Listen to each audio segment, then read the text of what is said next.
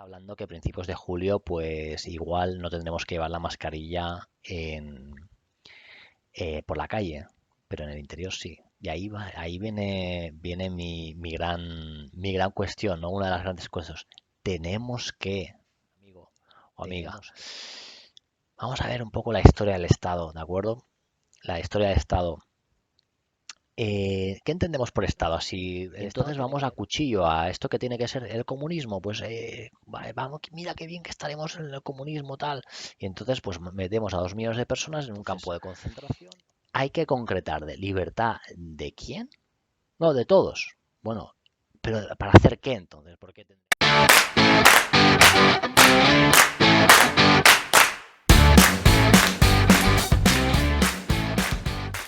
¿y qué tal? Pues ante todo quería saludarte porque hacía realmente muchísimo tiempo que no editaba y grababa un vídeo.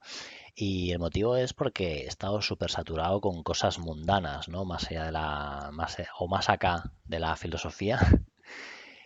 Me he mudado, bueno, 2 trabajos y además, pues bueno, como el día como muy ocupado, sobre todo con el trabajo, mi vida personal también. Entonces, pues bueno, al final he ido metiendo no la filosofía, porque sí que estoy leyendo, estoy escribiendo, pero en cuanto a hacer vídeos, no me ha animado, no me ha animado. Entonces, bueno, pues hace un tiempo ya venía pensando este vídeo que va a tratar sobre el papel del Estado en nuestra sociedad. Y me parecía un tema bastante adecuado en la situación actual, en la que, bueno, por lo menos en España la pandemia ya está bastante de capa caída y estamos en una situación en España que, bueno, que es bastante optimista, moderadamente optimista, y ya se está hablando que a principios de julio, pues igual no tendremos que llevar la mascarilla por la calle, pero en el interior sí. Y ahí viene mi gran cuestión, ¿no? Una de las grandes cuestiones. Tenemos que, tenemos que. O sea, ¿de dónde viene el tenemos que, ¿no? Cuando el Estado te dice, no, mira, o haces esto o te vas a prisión o una multa o así. ¿Cuál es la fundamentación de todo esto? ¿Qué aproximaciones hay al respecto? Y bueno, pues, ¿cuáles son líneas que se ha dicho del papel del Estado? ¿Qué es lo que debería ser? Bueno, pues cada uno juzgará. Mi intención en este vídeo pues es plantear unas líneas de reflexión que bueno, pues habrán posibilidades de pensarlo, y me gustaría mucho pues me gustará mucho que abajo en los comentarios pues pongas, no sé, si hay alguna opción que te haga vibrar más, si hay alguna opción que se te ocurra, que tú veas que es la más adecuada, o la que tú creas que sería más adecuada. Pero aparte del tema de las mascarillas, el tema de la sanidad, ¿no? Tiene que ser pública, tiene que ser privada, la educación tiene que ser pública, tiene que ser... Ya está muy sobado el tema, ¿no? Pero vamos a ir un poco más allá. El tema de la seguridad también, seguridad sanitaria, como ha pasado ahora con la pandemia, seguridad versus países vecinos, como sobre todo en la Europa de hace unas décadas pues se respiraba ese ambiente. Pero bueno, pues seguridad también pues ante los ataques informáticos. Se dice mucho que tal país o tal otro país ha hecho este ataque. Bueno, será verdad o será mentira, pero sí que es verdad que existen unos ataques informáticos, ya sea por entidades privadas o entidades públicas. Pues, ¿qué papel tiene el Estado en esta seguridad? Seguridad ante catástrofes, seguridad ante lo que uno cree que debería ser cuando uno, no sé, estoy pensando ahora en la propiedad privada, quien crea en eso, etcétera. Pues bueno, pues ¿cómo se articula todo esto? Yo lo que veo de entrada es que trabajamos, ¿no? Y llega un momento en que al final de mes el Estado se lleva ahí un trocito, y que en muchos casos pues es un trocito que no es tan trocito, ya empieza a picar, ¿no? 20-30% del sueldo. Puede ser más, puede ser menos, pero bueno, pongamos que es un 30%. Si una persona cobra, imagínate, 10.000 euros. 10.000 euros, que sería la media de salario mundial, 10.000 euros. 2.000 euretes se irían al Estado. Y entonces, tal y como lo veo yo, a partir de estos impuestos uno recibe algo a cambio. También es verdad que depende del tipo de sistema político en el que uno viva, esa sensación de que esos impuestos que está pagando tú recibes algo a cambio y es justo eso, cambia. Porque si la persona o el conjunto de la sociedad tiene la sensación de que ha escogido a ese gobierno y ha escogido esas leyes, pues se plantea una situación diferente de si no tienes esa sensación. Ya entraremos en materia después. Pero como digo, pues trabajamos, hay un pedacito, un gran pedazo que se lleva el Estado, se reciben unos servicios, mejores o peores, más adecuados, más justos, más injustos, pero aquí voy yo, no siempre ha sido aquí, no siempre ha sido así, amigo o amiga. Vamos a ver un poco la historia del Estado, ¿de acuerdo? La historia del Estado. ¿Qué entendemos por Estado? Si el Estado tiene que ver con un territorio, muchas veces tiene que ver con una población y con una soberanía. El concepto de soberanía es un concepto que se habla mucho de la soberanía, pero a veces no queda tan claro lo que se entiende realmente por soberanía en filosofía. ¿Te acuerdas de lo que es un soberano? ¿No? Un soberano era antiguamente el rey, ¿no? El rey absoluto. Este es el que tiene la última palabra. Pues soberanía justamente quiere decir esto. ¿Quién tiene la última palabra a la hora de, por ejemplo, hacer leyes? La tiene un rey, la tiene un presidente elegido, la tiene el pueblo, la tiene el Congreso, la tiene... ¿Quién la tiene? Entonces, quien tenga la última palabra tiene la soberanía. La soberanía en filosofía quiere decir quien tiene la última palabra. Entonces, podríamos, por decir una definición bastante simple así para salir del paso, es un conjunto, el Estado es un conjunto de instituciones que dictan y ejecutan las leyes en una sociedad. Vamos a ver la historia del Estado. Está vinculada a la historia de la humanidad, pero no existió desde el principio, sino todo lo contrario más bien. Los estados actuales, que por cierto se han quedado pequeños, dado que el mundo está muchísimo más interconectado que antaño, y hoy día pues parece que se han quedado bastante pequeños los estados al haber multinacionales operando por todo el mundo de forma coordinada, al haber un comercio internacional que abarca todo el mundo, ¿no? Y los estados parece ser que se han quedado pequeños. Yo te hablo desde Europa y entonces pues desde los años 90, si no me equivoco, en Europa pues ha habido el intento, que se está todavía pues forjando esto. Ahora Inglaterra se ha marchado, pero de diluir un poco las fronteras y las soberanías estatales para crear una nueva frontera o no, y una nueva soberanía más europea que más de estados. Es un poco complicado, evidentemente, porque en Europa pues hay un montón de mentalidades, un montón de culturas, de sensibilidades y tal. Pero bueno, estamos haciendo el intento y ahí vamos. Eh, Como decía, son estos estados un poco más pequeños. Francia ha estado mediano, Alemania ha estado mediano, España ha estado mediano pequeño, etcétera, que dicen, bueno, pues ¿por qué tiene que cerrarse aquí esto, ¿no? Entonces, estos estados, lo que es el Estado, Estado español, Estado francés, Estado mexicano, son herederos de un Estado moderno.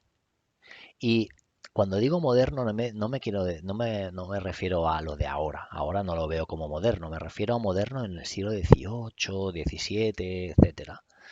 Entonces, esos estados estaban creados en una monarquía absoluta.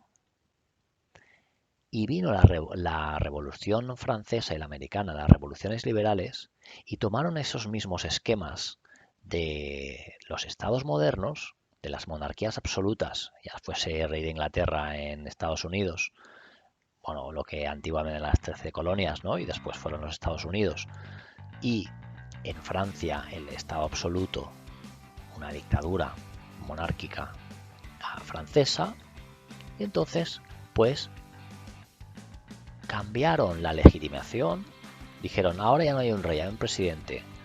Para simplificar, ¿eh? Ahora ya no es el rey quien decide todo, ahora es el pueblo. Pero conservaron las estructuras y eso para mí es algo muy importante. Porque no se ha logrado, si bien parece que la legitimización ha cambiado, el pueblo tiene un papel mucho más importante que antes, etcétera, pero esas estructuras se han conservado. Estructuras, por ejemplo, como la moneda, que ahora no, el tema de la moneda no está tan claro como antes. O sea, no solamente por del hecho de que hayan aparecido las criptomonedas, sino que hay muchísima gente que cuestiona el hecho de que ¿por qué tiene que ser el Estado el que tiene que decidir qué moneda hay en un país? ¿Por qué tiene que ser el Estado que tiene que decidir si el precio de una moneda, si se imprime más moneda o menos, con lo cual esto se crea más inflación y menos inflación? O sea, ¿cuál es la base que hay detrás para que tenga que ser el Estado, para que los servicios de un Estado pasen por la moneda? Y esto es una cosa que quizás, pues, o sea, ha entrado en crisis muchas veces. Estas preguntas, por ejemplo, en el crack del 29, o sea, y yo lo veo en internet, etcétera, que hay de esto de fondo de cuestionar el tema de la moneda, pero al final es, como digo, un esquema moderno, un esquema de la época como de los grandes reyes absolutos. Después el tema de las fronteras. Nadie cuestionó las fronteras de Francia. Hubo una revolución francesa, pero nadie dijo libertad e igualdad para todos. En principio era la igualdad e igualdad para, bueno, pues para quien estuviese metido ahí, ¿no? Para franceses, por mucho que seguramente pues la Ilustración tenía un espíritu universalista, pero que a la vez también eso podía tener la trampa de ser colonialista, como también sucedió. Pero había este concepto de las fronteras, como digo, moneda, fronteras. Después el tema de los impuestos. El tema de los impuestos, por mucho que el pueblo escoja al presidente, el pueblo se decide sus leyes, craca, te crujían a impuestos como se ha hecho siempre en los estados. Y fíjate la palabra, el matiz de la palabra, impuesto, es una cosa que viene impuesta. Ya, o sea, la mentalidad ya es de imposición. Y después el ejército. Cuando digo ejército también me refiero a la policía, pero bueno, en esa época me parece que está un poco más mezclado, no lo sé, pero el tema del ejército, la defensa de la nación o del Estado, etcétera. Pues hay este cambio de legitimidad, pero se respeta la estructura de lo que es el Estado. Después, también lo que se hace en esa época, Montesquieu sobre todo, si no me equivoco, pues fue el gran filósofo que propuso este tipo de alternativas, fue separar los poderes, es decir, para intentar evitar abusos, pues se partió el poder que tenía un solo rey. Y una cosa que no conservaron, creo yo, o sea, sí que conservan quién dicta las leyes, quién las ejecuta y quién hace los juicios, eso sí se conservó. Pero lo que no se conservó es que la misma persona, o sea, hubiesen podido votar a un presidente y que hubiese sido ese mismo presidente el que hubiese legislado, el que hubiese ejecutado y el que hubiese hecho el sistema judicial. Y no fue así, se intentó, por ejemplo, con autores como Montesquieu, partir eso para intentar debilitar al poder. Debilitar al poder. Un poder que estaba, a juicio de muchos ilustrados, demasiado concentrado en pocas manos por culpa del sistema político que había y social que había en esa época. Entonces, al partir en legislativo, hacer las leyes, ejecutivo, aplicarlas y judicial, pues determinar quién te da razón en un pleito, pues se trata de, como digo, suavizar esto. Pero todo esto es desde una mentalidad de imposición, como digo, de una mentalidad que venía, o sea, una revolución muy, a mi juicio es muy discutible, ya sé, pero a mi juicio una revolución muy pocas veces es una revolución de verdad, por mucha sangre que haya. porque miramos a nuestro alrededor, miramos la Revolución Francesa, como digo, pues sí, se cambió la legitimidad, pero no el esquema global del Estado como tal. La Revolución Americana pasó lo mismo, en la antigua Unión Soviética también una revolución contra el zar. Después hubo otro que se llamaba Stalin, una especie de zar, hasta se lo dijo a su madre, cuando, no sé, dicen que era cierto esto, pero que su madre dice, bueno, ¿y tú ahora qué haces? Dice, ¿tú sabes, mamá, tú sabes el zar? ¿Te suena el zar? Sí, sí, pues mira, como más o menos una cosa igual.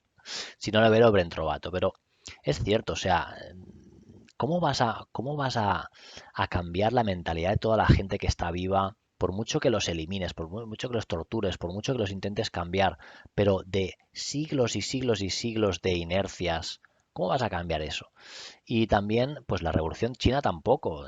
Sí que, claro, que evidentemente que se hizo una revolución contra, primero contra el emperador de China, que creo que eso no fueron los comunistas quien hizo esa revolución, pero luego contra esas fuerzas nacionalistas que habían, que hubo durante unos 40 años, si no me equivoco, y bueno, pues se echó a los japoneses, etcétera, pero al final fue una dictadura. Se dice mucho que fue una dictadura lo de Mao. Entonces, pues bueno, es esta mentalidad de imposición, aunque haya mucha revolución, pero luego resulta que los unos, los que se quejaban antes, ahora son los que ahora abusan, ¿no? Y bueno, pues por mucho que se ha intentado suavizar el poder desde corrientes moderadas en Europa, etcétera, pero mucha gente en realidad, ¿tú crees, amigo, que si los impuestos fueran voluntarios, ¿crees que si los impuestos fueran voluntarios los pagaría la gente? Bueno, no sé si se podría mantener el estilo de vida o los servicios que tiene el Estado hoy día si fueran voluntarios, pero eso para mí es un problema muy grave porque quiere decir que en el fondo la gente no lo pagaría, no lo pagaría y por tanto que es impuesto y por tanto tanta libertad igual no hay, no sé. Vamos a ver varias fuentes modernas y contemporáneas a nivel de filosofía política que hablan sobre diferentes aproximaciones al Estado. En cuanto a la filosofía moderna, los autores que voy a comentar van a ser Hobbes, Montesquieu y Kant. ¿Vale? Hobbes lo voy a explicar un poco más, Montesquieu simplemente voy a explicar la separación de poderes y Kant voy a explicar la diferencia entre autonomía y heteronomía, que me parece como muy, muy, muy interesante, no solamente tanto a nivel ético como también en su aplicación política. Hobbes es el gran autor y es que hasta me apetece enseñarte el libro porque a mí no es que me guste Hobbes en sí, pero es que es un monumento que hizo. Te voy a enseñar el monumento.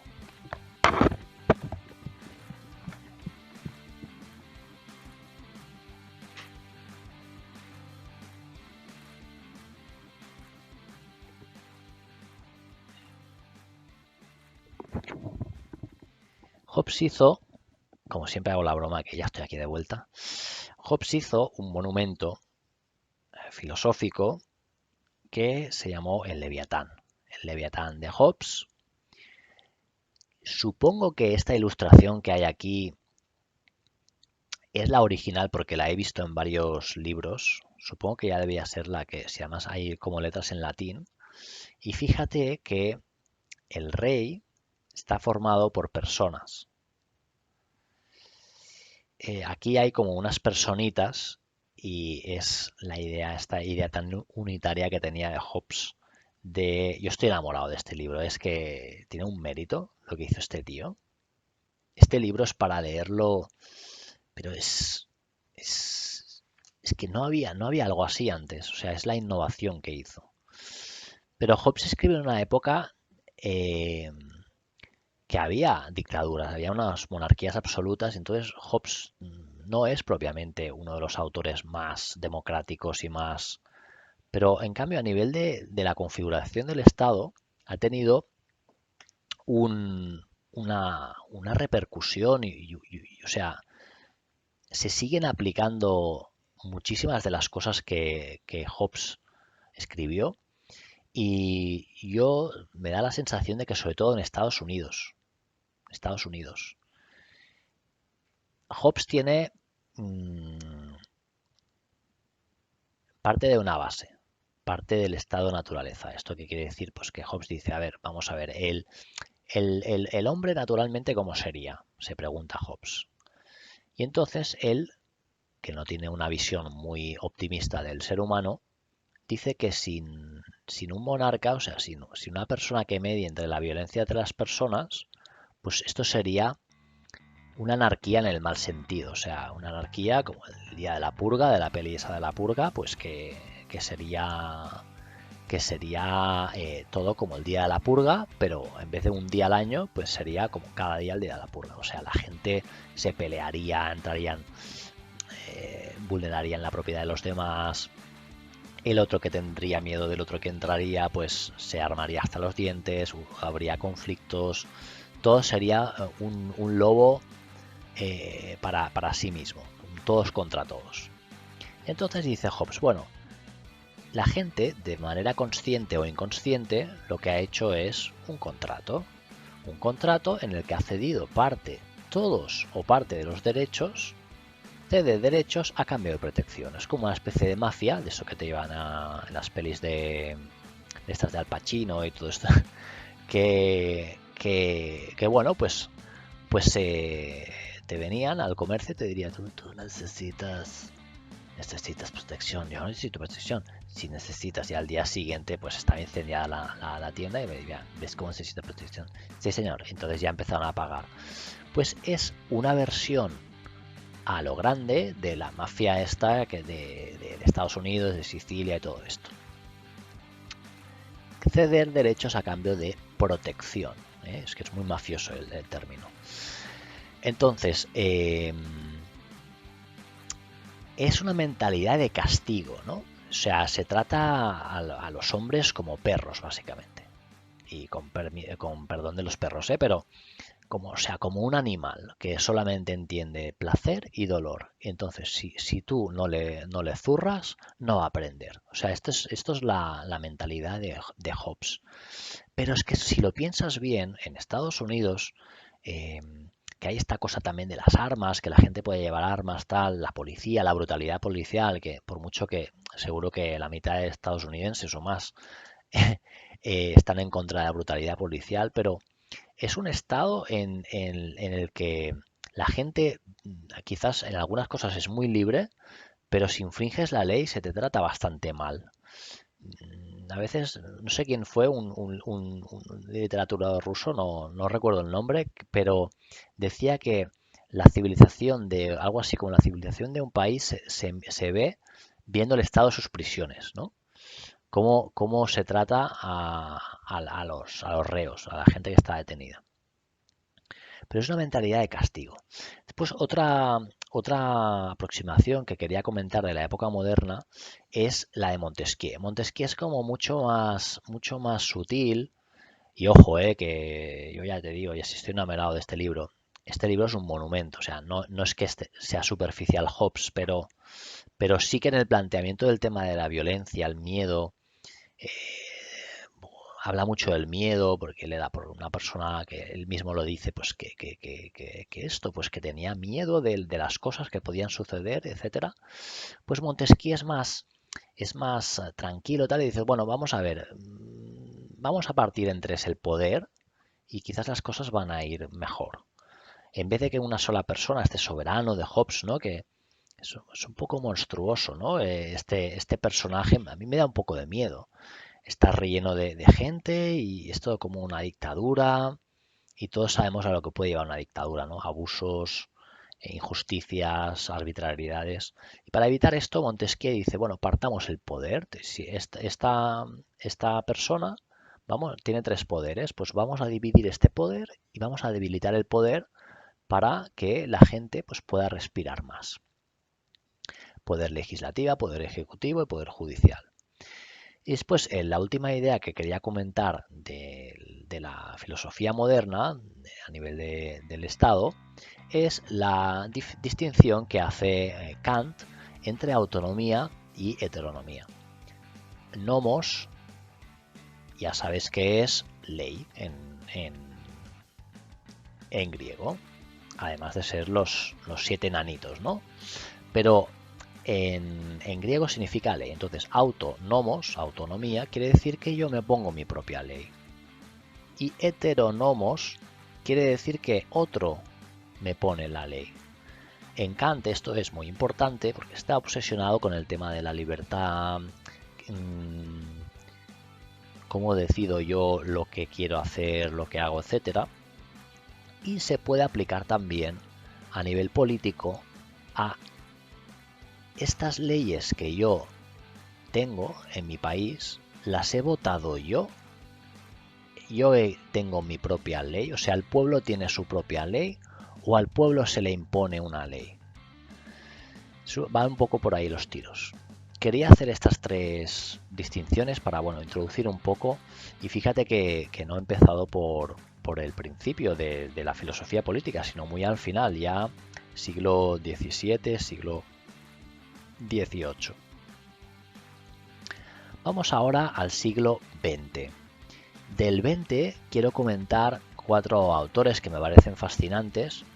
El primero es, bueno, la verdad que no me parece fascinante Marx, pero sí que me parece interesante por el hecho de que toda la repercusión que tuvo en el siglo XX, que tiene hoy todavía en el XXI, y que todavía hay mucha gente que cree que Marx pues tenía razón. Voy a comentar Marx brevemente, voy a comentar Popper bastante ampliamente y Rawls y Nozick también con un detalle, pues bueno, de que creo que se va a entender bien y creo que lo vas a disfrutar. De Marx solamente quiere decir una cosa. El Estado para Marx es, es una dictadura de clase como fase intermedia al comunismo. Para Marx, el objetivo de la sociedad es el comunismo, que es como una especie de situación ideal entre todo el mundo comparte las cosas, donde no hay opresiones, etcétera. Y en realidad Marx se centra poquito en este apartado y mucho en la dictadura del proletariado. La dictadura del proletariado, como digo, es una dictadura de una clase sobre la otra que tiene como finalidad romper la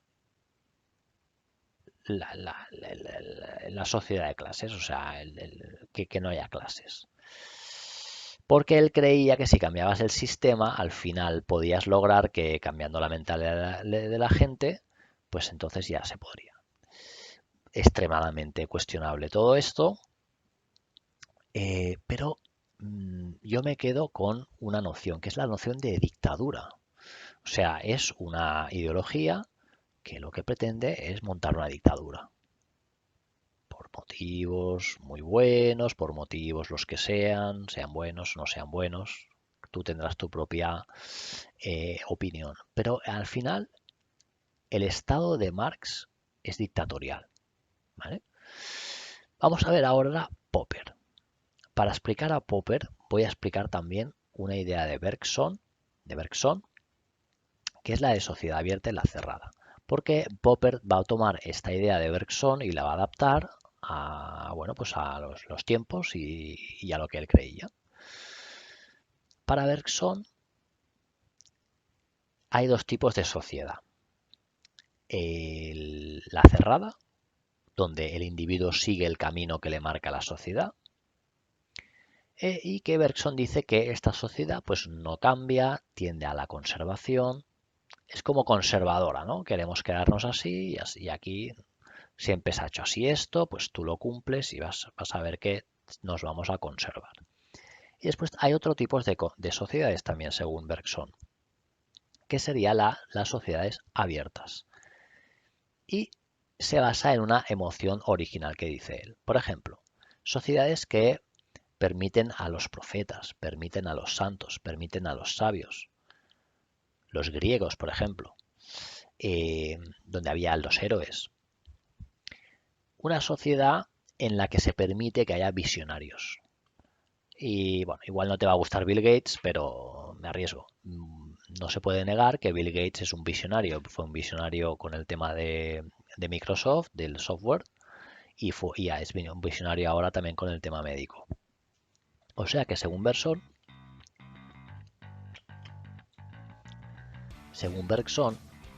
si una sociedad permite que haya personas que puedan ver out of the box, ¿no? O sea, fuera de la caja, y que puedan decir cosas nuevas, pues esto sería una sociedad abierta, que según Bergson está en movimiento y tiende al progreso. O sea, él prefiere, Bergson, esta segunda opción. En cuanto a Popper, como digo, tomó esta dicotomía entre sociedad abierta y cerrada y hizo unos estudios muy interesantes en una época en la que, recordemos, pues estaba muy en boga el tema del nazismo, estaba muy en boga el tema del marxismo, etcétera, y él distingue entre también dos visiones del mundo. Una que es una comunidad cerrada, al estilo tribu, con normas rígidas de comportamiento, tienes que hacer esto, tienes que hacer esto, lo otro. Y después otra, que evidentemente Popper prefiere, que es la sociedad abierta, que es una asociación, fíjate que aquí no hay imposición alguna, que permite discusión de alternativas posibles y que rechaza la utopía. La utopía, Popper la ve como algo, en plan, lo que tiene que ser. Y entonces vamos a cuchillo a esto que tiene que ser el comunismo, pues vale, vamos, mira qué bien que estaremos en el comunismo tal. Y entonces pues metemos a 2 millones de personas en un campo de concentración para que aprendan, ¿no?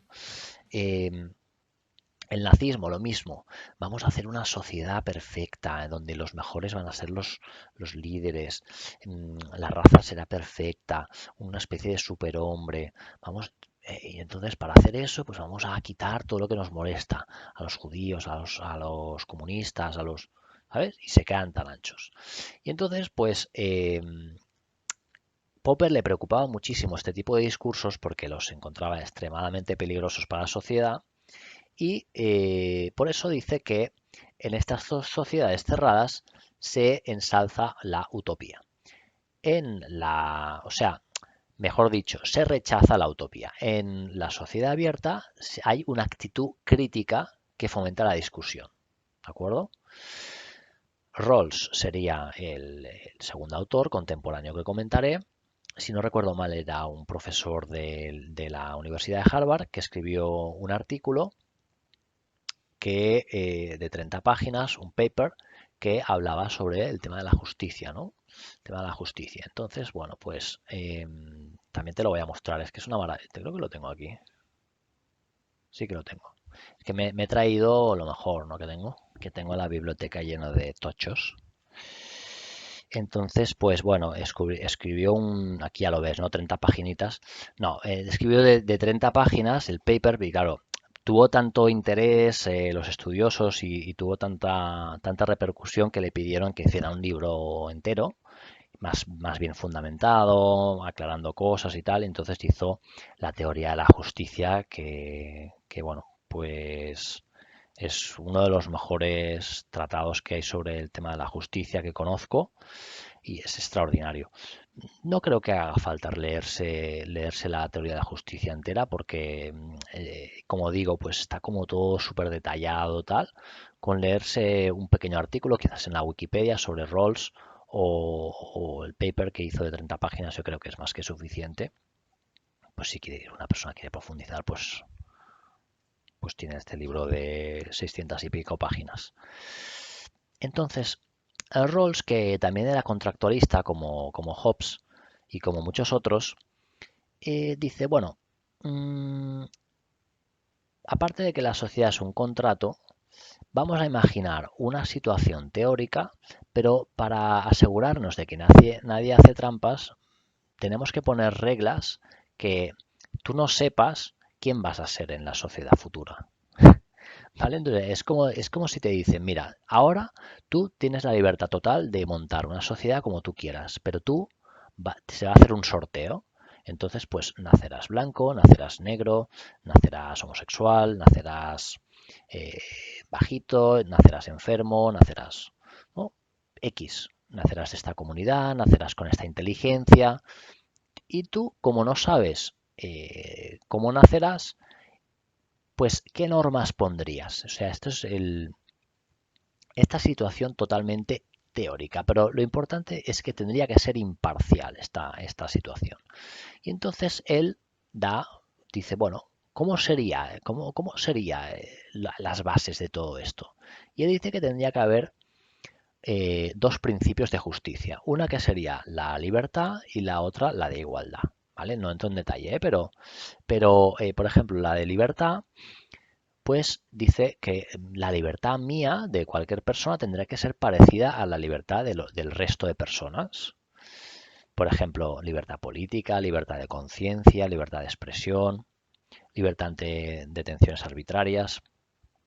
Y después, como digo, pues el de la igualdad, que sería una distribución de renta y riqueza, cómo sería esta distribución y diferencias de autoridad y responsabilidad. O sea, quién tiene autoridad o quién sabe de un tema y quién tiene responsabilidad para gestionar los recursos. ¿Cómo sería esto si no supiéramos quiénes somos en la vida real? Finalmente, también me gustaría comentar a Nozick que en respuesta al libro de este también, es que hoy los clavo, hoy los tengo todos, hoy lo clavo. En respuesta al libro de Rawls, pues publicó un libro que se llama Anarquía, Estado y Utopía. Aquí tengo la versión en inglés, la original. ¿Ves? Este también era de Harvard. Y, y en este libro lo que pretende Nozick es responder a lo que dijo Rawls, pero desde una perspectiva extrema. O sea, Rawls para los americanos es de izquierdas, pero para los europeos sería de derechas, porque es bastante liberal. Pero es que Nozick ya es muchísimo más liberal. O sea, son toda esta gente que ves en YouTube que te defienden que el Estado tiene que ser prácticamente nulo, ¿sabes? Bueno, pues esta mentalidad de, bueno, yo llevo armas porque tengo libertad para hacerlo, ya me protegeré yo, tal, y el Estado, pues, te protegería y tendría un papel muy mínimo en la sociedad. Vamos a ver cómo sería su propuesta. Primero de todo, no es que sea un anarquista, es una especie de anarcocapitalista, o sea, no es el típico anarquista clásico de tipo Bakunin, pero dice, no, a ver, un Estado sí que tiene que haber, pero este Estado lo más eficiente sería que fuese mínimo. Él propone un Estado mínimo. Entonces, por ejemplo, una regla que él pondría en este estadio original sería que uno puede hacerse a sí mismo cualquier cosa, salvo que haya adquirido un compromiso con un tercero de no hacerlo. O sea que yo me lo guiso, yo me lo como y a menos que yo haya tenido un acuerdo con una persona X, ¿no? Con una persona tercera de no hacerlo o de hacer. En una situación hipotética, los seres humanos contratarían protección y a la larga una de estas agencias de protección tendría virtualmente el monopolio. O sea, él de entrada lo que daría es una libertad total. Oye, mira, tú contrata la protección que tú quieras. Y entonces irían creciendo, ¿no? Diferentes corporaciones de protección y como siempre pasa, ¿no? Que si tú dejas el libre mercado al final desaparece. Y entonces que habría una que tendría más de la mitad de la gente que la contrataría y al final tendría virtualmente el monopolio. No se eliminaría la libertad de escoger, pero a la práctica quedaría una sola. Y este sería el estado mínimo, según Nozick, que eventualmente se iría ganando por adhesión, no por violencia. O sea, lo contratarías porque tú has querido y no porque es lo que hay. Entonces, si hay cooperación, esta es voluntaria, siempre es voluntaria. ¿Qué podemos decir como conclusión, ¿no? Como conclusiones. En cuanto al Estado, también es verdad, y recogiendo un poco cosas de Hobbes, cosas de Rawls, de Nozick. Claro, a ver, yo no sé, quizás estás en un país que estás obligado a hacer lo que haces, lo que sea, ¿no? Pero normalmente, por ejemplo, de aquí del país que yo vivo, España y Europa, o sea, yo estoy aquí porque yo quiero. Y creo que mucha gente también. Nadie nos impide coger y marcharnos a otro país. Que luego igual resulta que en otro país no tenemos papeles, eso no digo que no. Pero al final, ¿cuánta gente se iría a vivir solo al monte? O sea, muy poca gente. Yo creo que siempre lo dices, voy a buscar trabajo, voy a buscar, no sé. O sea, realmente cuando una persona deja su país, ¿será a un sitio que él esté solo o se va a un sitio que haya más gente? Con esto quiero decir que, que sí que yo veo que hay un contrato implícito. Aunque tú no hayas cogido y hayas firmado un contrato. Yo, Pepita Pérez, quiero tal, el Estado y no sé cuántos. Pero tú vas a un sitio donde te van a dar trabajo, o donde vas a tener clientes, o donde vas a tener una empresa donde la que trabajar, donde vas a tener amigos, quizás familia, fundar una familia, no sé. Tu plan de vida. Pero ese plan de vida, muchísimas veces, tiene que ver con otra gente, ¿no? Aristóteles decía que algo así como una persona solitaria o es un dios, o se asemeja a un dios o se asemeja a un monstruo, ¿no? O sea, la gente normal vivimos en sociedad. Entonces, hay una cosa de decir, no, mira, yo vengo a esta sociedad porque yo saco cosas de la sociedad. Me gusta estar con gente, saco, no sé, en vez de estar en una granja yo, pues fabricándome ordeñando vacas y tal, ¿no? Porque como se ha hecho tantos años, pues bueno, también hemos optado por una especialización. Mira, tal empresa se dedica a los móviles, tal persona es un especialista estaba pintando tal persona es especialista en filosofía. Empezó me he reído. Pues, ¿no? Pues, y tú haces lo tuyo y después hay un dinero, no sé. Yo no digo, que sea bueno o malo, pero que muchas veces, te lo plantees o no, tú tienes esta opción de decir, oye, ¿me puedo ir al monte y hago mi granja? O, no sé, no tanta gente optaría por eso. Igual sí muchos, pero creo que la mayoría no. Y la prueba es cómo funciona la sociedad urbana de hoy día, ¿no? Cómo se junta toda la gente en ciudades. Entonces, también me quería abrir la línea siguiente, el tema de la legitimidad, autoridad y poder. Legitimidad ¿es legítimo el gobierno? O sea, ¿está bien fundamentado? ¿Está reconocido como que manda quien tiene que mandar? ¿No? Hay unas leyes que lo fundamentan, que lo avalan. ¿Es legítimo? Esto es interesante. Después, autoridad. Quien manda sabe, ¿no? Esta persona es una autoridad en la ciencia, una autoridad en el coronavirus. Entonces todo el mundo le pregunta y lo que dice él, vamos, es muy superior a lo que piensan los demás. Porque ha estudiado en una universidad de no sé qué, porque ha llevado 30 años estudiando los virus, porque bueno, o no, o igual alguien dice, ay, pero es que esto no me lo creo, lo del coronavirus. Entonces él no reconoce ninguna autoridad en esa persona. O sea, la autoridad viene de la persona, pero también tiene que ser reconocida. Entonces, la pregunta es, ¿la gente piensa que el Estado y los gobernantes tienen autoridad o no? Es importante, es un tema, ¿no? Porque a la hora de seguir una ley, si tú piensas que quien ha hecho esta ley no tiene razón, ¿no? Entonces, y hay problema también de que, bueno, pues al final también hay una gestión de las minorías, etcétera, que vale la pena tener en cuenta. Y después el poder que no sé si he explicado alguna vez aquí en el canal, pero si no, ya lo haré, te lo aseguro porque es el tema estrella del siglo XX, de algún autor francés que ya comentaré, que sería, ¿qué es el poder exactamente? El poder también es una imposición. El poder está conectado muchas veces a la violencia. Y entonces, como decía Max Weber, ¿quién es el monopolio de la violencia? Bueno, pues según Weber es el Estado, ¿no? Pues son estas tres, se articulan estas tres cosas: legitimidad, autoridad y poder, ¿no? Vale la pena pensarlo un poco. Después también creo que es importante hablar de los servicios versus los impuestos que pagamos. Yo no he escuchado todavía ningún estado actual que diga este estado es inútil. Inútil habrá más de uno, seguramente, pero que lo digan no hay ninguno que yo sepa.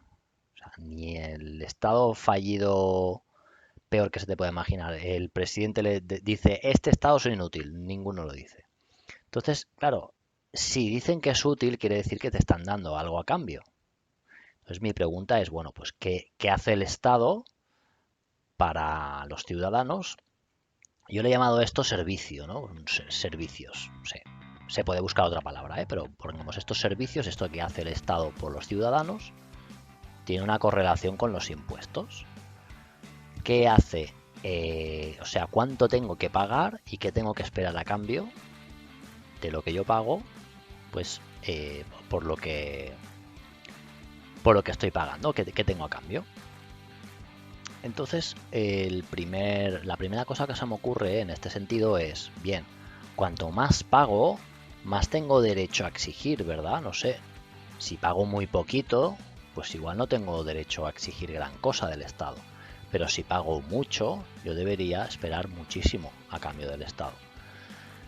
Entonces, en la medida que los impuestos son más altos y más altos y más altos en diferentes sistemas, estoy pensando, por ejemplo, en un sistema tipo marxista, pues la gente, entiendo que esperará que se le dé una gran cosa a cambio.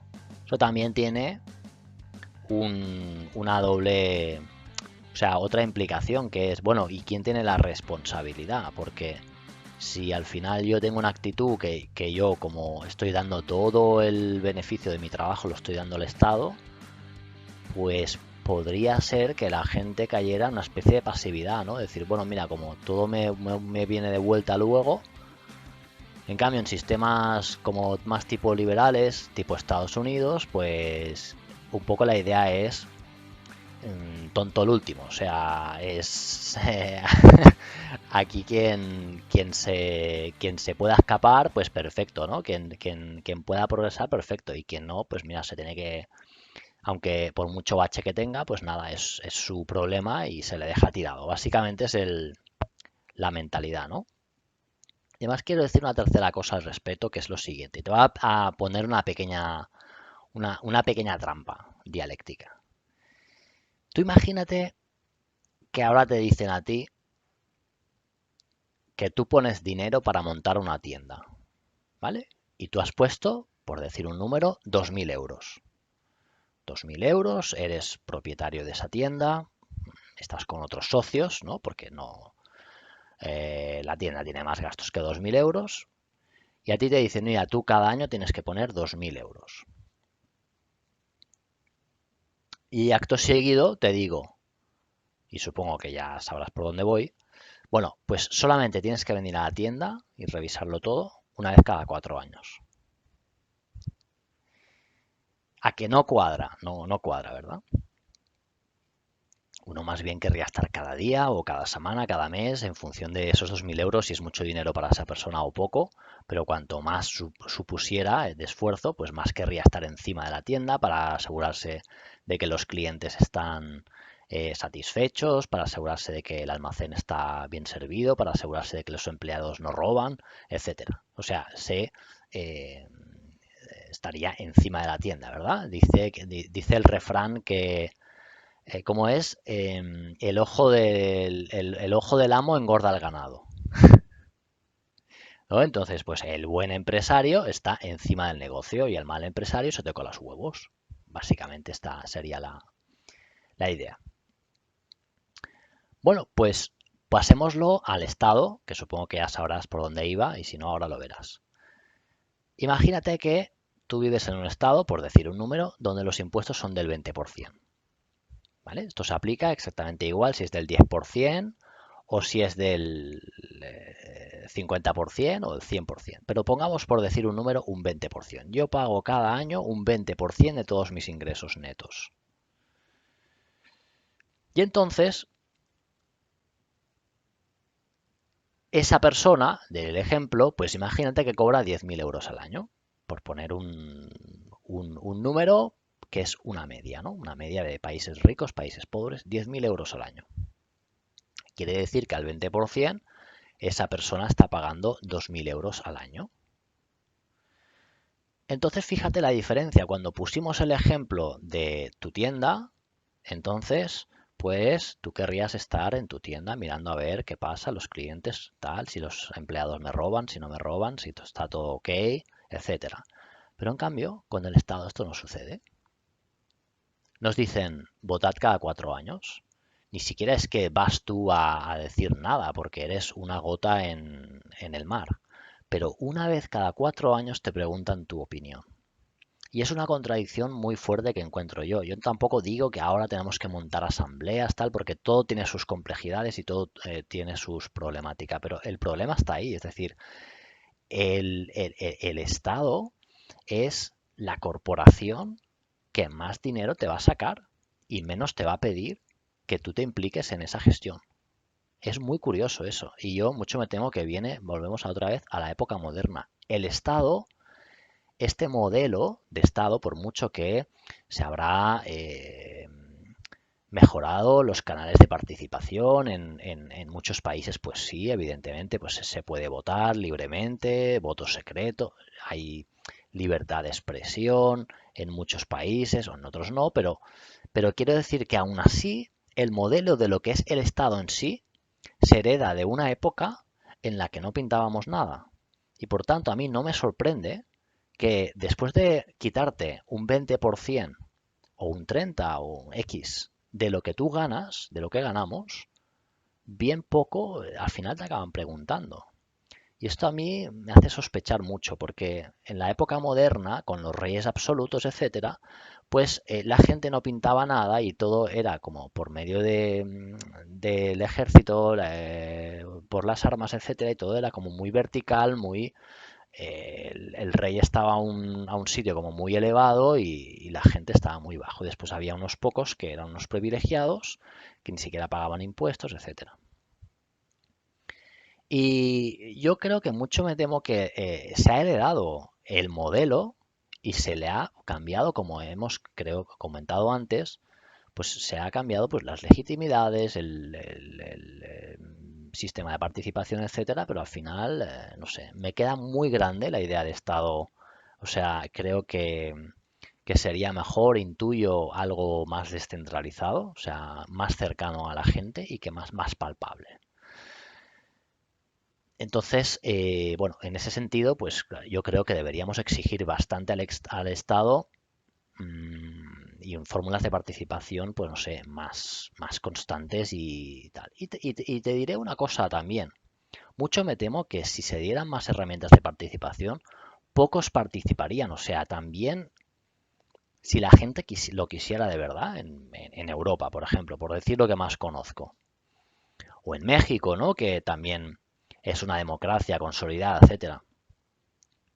Pero si realmente le dieras a la gente la opción de decir, no, mira, es que tú tienes que venir una vez cada 2 semanas, tienes que venir a una reunión y tal, yo creo que bien pocos iríamos.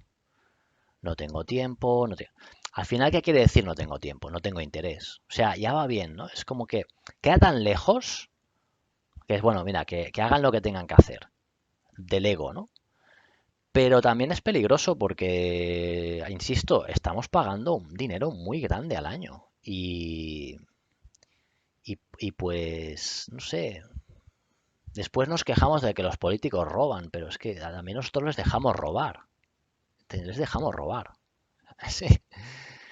Pero insisto que creo que si esto se quisiera cambiar, yo creo que hay una pasividad muy, muy grande de la gente. Y si has ido alguna vez a montar algún tipo de asociación o participar en asociaciones, ya sea de vecinos, culturales, sindicatos en la universidad, etcétera, habrás visto que lo que cuesta es encontrar brazos y encontrar cabezas.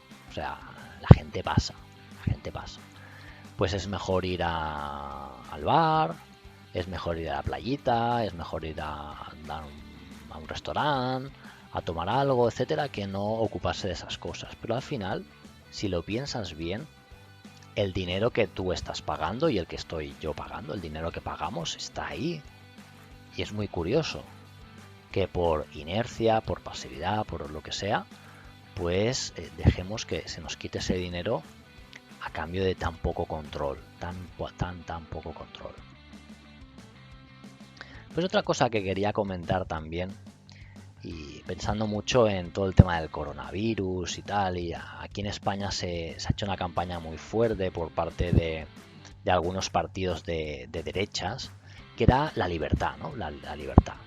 Ha habido también una política, creo que era Ayuso, la Comunidad de Madrid, ganó las elecciones con un lema que era libertad. Y entonces este lema de libertad yo quería concretar, ¿no? Porque si todos tenemos libertad de hacer todo, se quita la libertad. O sea, es un juego de suma cero. O sea, si tú dices, bien, mira, que todo el mundo haga lo que quiera, tenemos libertad absoluta. Vale, pues entonces entrarán en tu casa, te quitarán la tele, se van a marchar y eso será libertad. Y luego tú, por tu libertad, cogerás una pistola, le pegarás un tiro en la cabeza y como hay libertad, entonces volvemos un poco a el estado de naturaleza de Hobbes, ¿no? La purga, volvemos al día de la purga 365 días al año. Entonces, si la libertad la entendemos en el sentido de una anarquía malentendida, ¿no? No organizada, sino como quieren los anarquistas, ¿no? Con, no sé, asambleas. No digo que sea correcto eso, pero organizado, no es una anarquía en el sentido de que de una violencia que no puede salir a la calle, sino que es una anarquía en el sentido de que no existe el Estado como, como institución política, pero si todo el mundo tiene libertad total, pues entonces eso es la guerra prácticamente. Yo lo imagino así, ¿eh? O sea, yo ahora creo que si en mi país, ahora pues en España, ¿no? Que yo he nacido en Barcelona, pues se eliminarán todas las leyes y los impuestos pues fuesen voluntarios, pues esto es el fin. O sea, tarde o temprano, más temprano que tarde, o sea, llegaría una persona, montaría una dictadura y tal, y muchos le aplaudirían, ¿eh? Y le darían las gracias, como ha pasado tantas veces en la historia, que cuando la gente tiene una sensación de inseguridad, etcétera, viene un dictador y le aplauden. El problema viene al cabo de pocos años cuando ven que muchas de sus libertades quedan muy mermadas y además empieza a haber mucha corrupción y mucho abuso. O sea, el problema no es tanto ya la seguridad, sino entonces se dan cuenta de que el precio era muy alto. Entonces, eh, ¿qué, ¿en qué pienso, no? Libertad. Libertad hay que concretar siempre libertad de qué y libertad de quién. Porque cuando escuchamos este himno de la libertad, haríamos una encuesta en la calle y preguntaríamos, ¿tú estás a favor de la libertad? Hombre, en general, no sé, no es una palabra enemiga, o sea, es una palabra amable, es una palabra simpática, es una palabra que vende. Pero en el fondo es una palabra que por sí sola está vacía completamente. O sea, libertad para todo el mundo y para hacer toda la cosa es la absoluta violencia. Entonces, hay que concretar de libertad de quién. No, de todos. Bueno, pero ¿para hacer qué entonces? Porque tendremos que, si yo, mi libertad acaba donde acaba la tuya, pues miraremos a ver qué quiere decir esto y por tanto hay que concretar. Con lo cual simplemente quería decir que hablar de libertad así sí, conectada a nada, pues es simplemente pura marketing, pura propaganda política y puro populismo. Entonces, tiene que ir asociada a un programa concreto de cosas concretas que se puedan palpar y que se pueda decidir, que es entonces eso es lo peligroso para algunos partidos políticos, porque cuando empiezas a concretar dices, ostras, y entonces no podremos hacer esto, y entonces claro, empieza a, ay, pues yo no los voto. Entonces ahí viene el peligro, ¿no? Es mejor hacer un programa abierto que no diga nada, que sea un cheque en blanco y así pues ni siquiera que valgan ese voto de cada 4 años, pues ni siquiera tiene valor porque votas a un cheque en blanco. es esa concepción de la libertad como una bandera y no como un programa político serio. Entonces, en ese sentido, voy a poner un ejemplo. Pongamos que yo defiendo la libertad, ¿no? Y entonces me pregunto, bueno, pero ¿libertad para qué? Pues mira, ¿sabes qué? Libertad para no llevar mascarilla. Bien, pues Yo pregunto, entonces, como esto tiene unas consecuencias, asumamos que las consecuencias son las que dicen los expertos, pues sería libertad para contagiar y colapsar la sanidad. O sea, libertad, libertad, libertad, libertad, libertad, para joder a los demás. Claro, al final esto es lo que te digo. Lo que te están diciendo en la cara es quiero joderte. O sea, quiero joderte. Libertad para llevar la mascarilla es libertad para contagiar a los demás y que alguien pueda morir, una persona mayor, por ejemplo, y después libertad para colapsar la sanidad. Entonces, pues paralelamente iríamos a una falta de libertad, la libertad de vivir o la libertad de vivir en salud, por ejemplo, de la persona que se contagia o la persona que muere, y no libertad pues para ir a la sanidad si tengo una apendicitis que no tiene nada que ver con el coronavirus, pues no tendré libertad para ir a ese hospital. Cuidado con el tema de la libertad, porque muchas veces cuando se gana libertad para unas personas hacer según qué, pues se está perdiendo para otras personas para hacer otra cosa diferente. Bueno, pues para ir terminando también quería decir, bueno, ¿vale la pena pensar estas cosas? ¿Vale la pena si al final no va a servir de nada? Y, y bueno, pues por una parte yo reconozco que es verdad que el mundo tiene una configuración X y que tiene una inercia y que no vas a luchar contra todos los problemas de la humanidad así como así porque resulta que has visto un vídeo de YouTube o has publicado un libro o has escrito un artículo en la revista. Pero al final también está lo que es la opinión pública, ¿no? Y la opinión pública viene también de la opinión personal. Y al final yo creo que es bueno para la sociedad y para uno mismo que tenga una idea formada.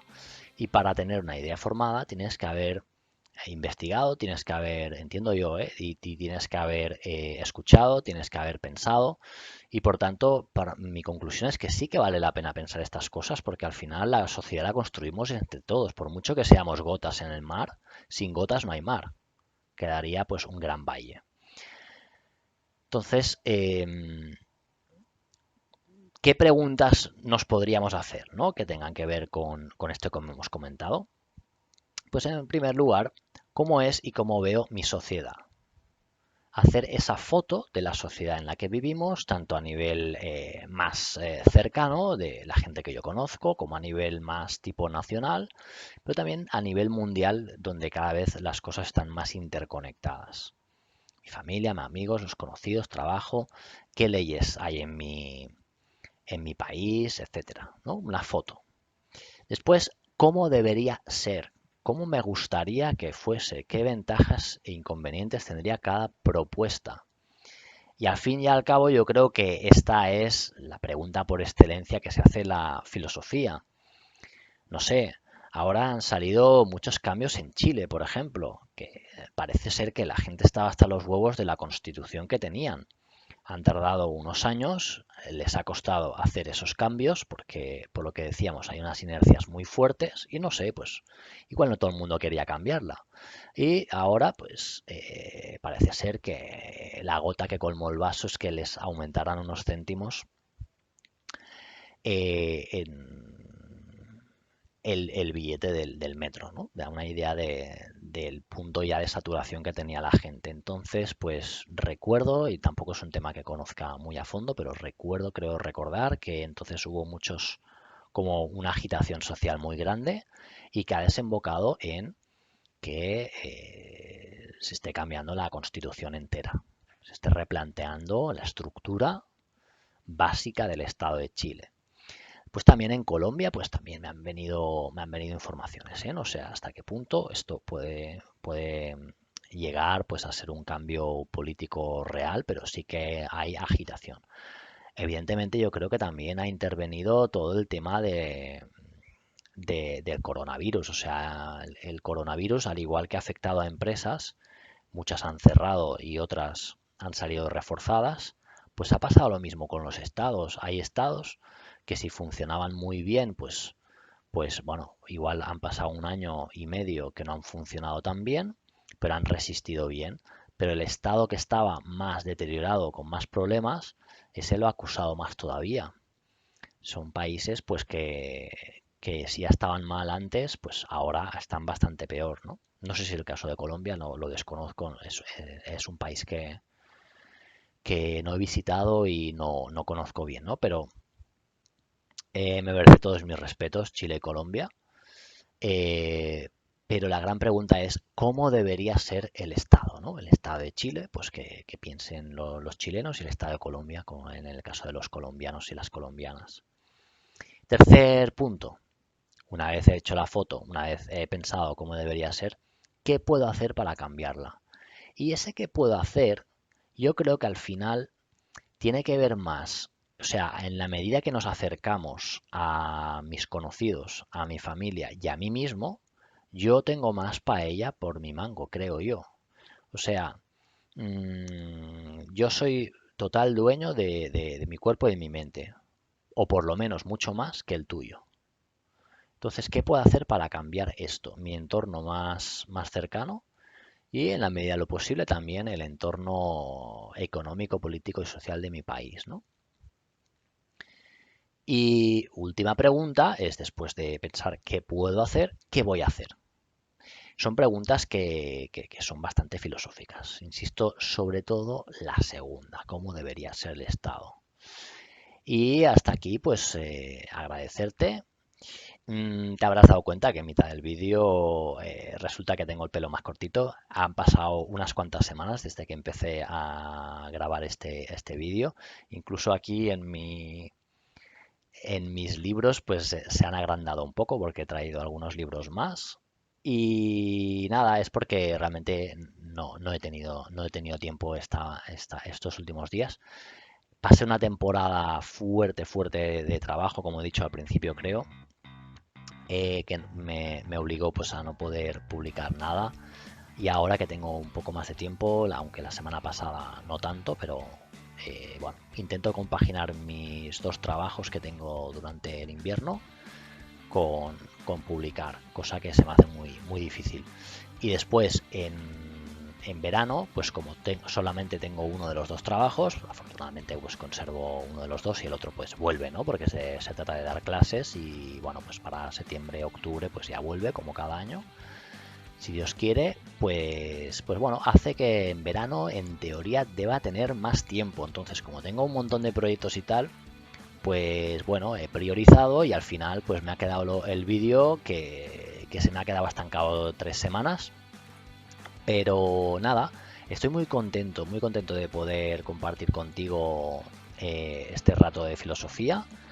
El tema de el papel del Estado creo que es un tema que está súper en boga ahora con todo lo que ha pasado del coronavirus, pero en el fondo es constante, o sea, a veces lo notaremos más o menos, en situaciones más críticas se nota más, pero al final siempre estaba ahí y recordemos eh, lo que hemos comentado antes, o sea, recuerda lo que hemos comentado antes, si el Estado te quita un 20%, un 30% o X% de todo lo que ganamos, eso es mucho dinero. O sea, piénsalo, si una persona gana 10.000 euros, son 2.000 euros un 20%.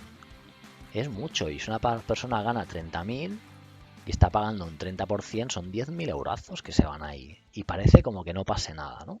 Y esto sucede igual cuando hay coronavirus que cuando no hay coronavirus. Bueno, pues espero que estés muy bien.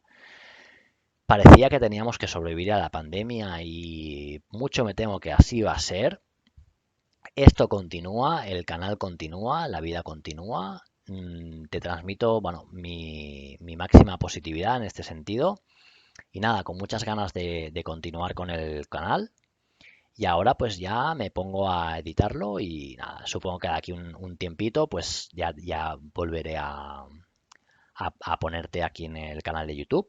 Recuerda que también tengo el Tumblr, Rincón de Sócrates, que normalmente abajo en los comentarios lo dejo.